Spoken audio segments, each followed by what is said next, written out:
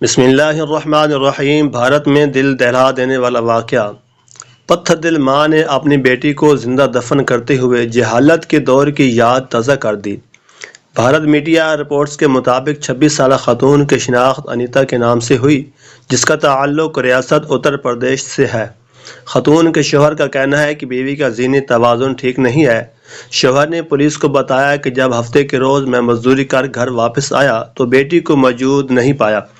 مجھے فوراً بیوی پر شک ہوا، پولیس کو اطلاع کر دی۔ تاہم پولیس نے کارروائی کرتے ہوئے خاتون سے تفتیش شروع کی تو اس نے بتایا کہ میں نے بیٹی کو جنگل میں دفن کر دیا۔ بچی کو دفن کرنے کا سن کر پولیس فوراً جائے وقوع پر پہنچی اور بچی کو زمین سے نکالا۔ پولیس کا کہنا ہے کہ بچی حیران کن طور پر زندہ تھی، جسے فوراً ہسپتال منتقل کیا گیا، لیکن 2 روز بعد اس کا انتقال ہو گیا۔ شوہر کا کہنا ہے کہ بیوی کا ماننا تھا کہ بیٹی کی پیدائش کالے جادو سے ہوئی ہے۔ بھارتی میڈیا رپورٹس کے مطابق پولیس نے خاتون کے خلاف قتل مقدمہ درج کر لیا، تاہم اب تک کوئی گرفتاری عمل میں نہیں آئی۔